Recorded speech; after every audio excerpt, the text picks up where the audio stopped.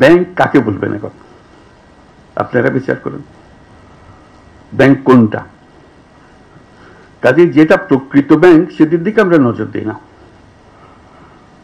আমরা কোন রকমের বুঝ দেওয়ার মতো করে যাই। যেটা নকল ব্যাংক সেটা নিয়ে আমরা সব ব্যস্ত, তোলপাড় করে ফেলছি সারা দুনিয়া। খুব ভালো লাগলো পুরনো জগতে ফিরে এসে।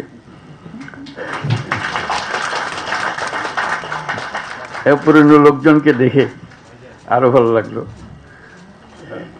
অনেক পুরনো কথা মনে পড়লো, এমআরের জন্ম কাহিনী মনে পড়লো, কোথা থেকে আসলো, কিভাবে আসলো, এবং সময়টাও খুব অ্যাপ্রোপ্রিয়েট, উপযুক্ত সময়, যে সময় আমরা এখানে আজকে একত্র হয়েছি। কারণ অতীতে যেসব কথা বলছিলাম একদম শুরুর দিকে অনেকটা ঠাট্টামস্কারি মতো করেই বলছিলাম, কিন্তু সিরিয়াসলি তার পেছনে মিন করছিলাম। আমরা যখন গ্রামীণ ব্যাংক করলাম, আপত্তি উঠলো এটাকে ব্যাংক বলা যাবে কিনা, গরিব মানুষকে টাকা দেওয়া এটাকে ব্যাংক হলো নাকি, একটা ব্যাংকের অপমান করছেন আপনি, এটা একটা বড় ইস্যু হয়ে গেল। তা আমি বারে বারে জিজ্ঞেস করলাম, ব্যাংক বলতে আপনারা বুঝেনটা কি সেটা আমাকে বলেন। ওটা আর বলেন। তা বললাম যে এটাই হলো, আমরা যেটা করছি এটাই হলো প্রকৃত ব্যাংক, আপনারা যেটা করছেন এটা নিছক লোক দেখানো ব্যাংক।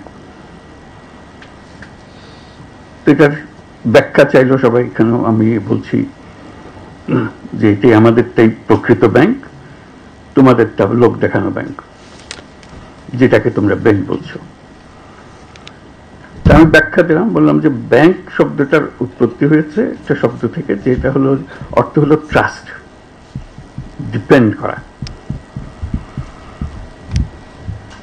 তোমরা সেটা বানিয়েছ ডিস্ট্রাস্টের ভিত্তিতে, অবিশ্বাসের ভিত্তিতে। কারণ তোমার কাছ থেকে টাকা নিতে হলে তুমি কারণে জামানত চাও, যে ধরে নেব যে তুমি টাকা নিয়ে পালিয়ে যাবে, সেজন্য আগে শক্ত করে তোমাকে বেঁধে নিই, জামানত দাও, জমা করো, তারপরে তোমার হাতে টাকা দেব এবং তোমার উপর নজর রাখবো। কাজে তোমার যে শুরু, যে শব্দ থেকে ব্যাংকিং সিস্টেমের অভ্যুত্থান হলো, সেটার থেকে তুমি বিচ্যুত হয়ে গেছো। আমাদেরটা হলো আসল ব্যাংক, যেটা মানুষের বিশ্বাসের উপর ভিত্তি করে আছে, কারণ এখানে কোনো জামানত নাই।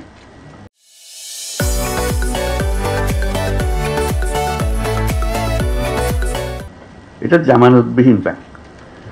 আমরা মানুষকে টাকা দিই বিশ্বাসের ভিত্তিতে, তার মাঝখানে আর কিছু নাই।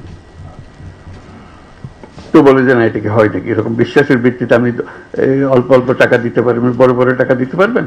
আমি যে পারবো, কোনো অসুবিধা হচ্ছে না তোমাদের। এটা একদম প্রথম দিকের কথা। এরপরে তো অনেক কিছু হয়ে গেল, বড় টাকা, কত বড় টাকা চান, সেখানেও কোনো জামানতের কোনো বিষয় নেই। এত যে পরিসংখ্যান দেখছেন, এগুলো সব জামানতবিহীন ঋণ। এটা মজার কথা হলো, ঠিক এমন সময় আমরা আলাপ করছি ভাগ্যের পরিহাস। যেমন জামানতওয়ালা ব্যাংক, যারা প্রকৃত ব্যাংক বিচার করতো, বলতো, তারা আজকে হাওয়া, তারা কেউ নেই, তারা টাকা নিয়ে লোপাট, ব্যাংক শেষ। আর মাইক্রো ক্রেডিট পরিসংখ্যান আপনারা দেখতেছেন, পয়সা কেউ মারে নাই, কেউ পালিয়ে যায় নাই, সেগুলো প্রতিটি পয়সা আছে, তাদের জমা টাকা আছে, তাদের নিজেদের কাজ চলছে এবং নিজেদের টাকা নিজেরা চলছে। ব্যাংক কাকে বলবেন এখন আপনারা বিচার করুন, ব্যাংক কোনটা? কাজে যেটা প্রকৃত ব্যাংক সেটির দিকে আমরা নজর দিই না, আমরা কোন রকমের বুঝ দেওয়ার মতো করে যাই। যেটা নকল ব্যাংক সেটা নিয়ে আমরা সব ব্যস্ত, তোলপাড় করে ফেলছি সারা দুনিয়া। এই হলো পরিহাস, যেটার প্রতি আমি বারে বারে দৃষ্টি আকর্ষণ করছিলাম। এটা ব্যাংকিং না, ব্যাংকিংটা এইটা, প্রকৃত ব্যাংকে আসতে হবে তোমাদেরকে। এটাই হলো মানুষের ব্যাংক।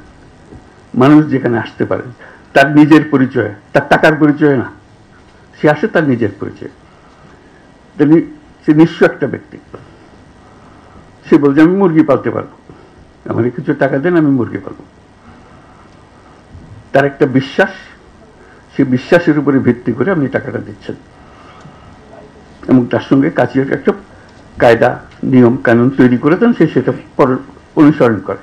সে বলে না যে আমার জমি বন্ধক দিতে হবে, আমি তো জমি নাই, শুরুতেই নাই, বন্ধক দেব কিসে। কাজে এটা উল্লেখ করলাম এই জন্য, যেটাকে আমরা খুব হালকাভাবে পৃথকভাবে বলছি, সেটা কিন্তু ভবিষ্যৎ,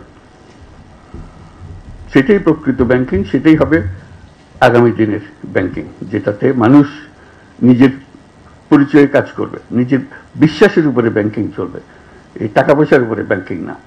কাজে এটা হলো একটা সময়ের ব্যাপারে, আজকে ঠিক অ্যাপ্রোপ্রিয়েট সময় হলো কথাটা বুঝিয়ে বলার জন্য।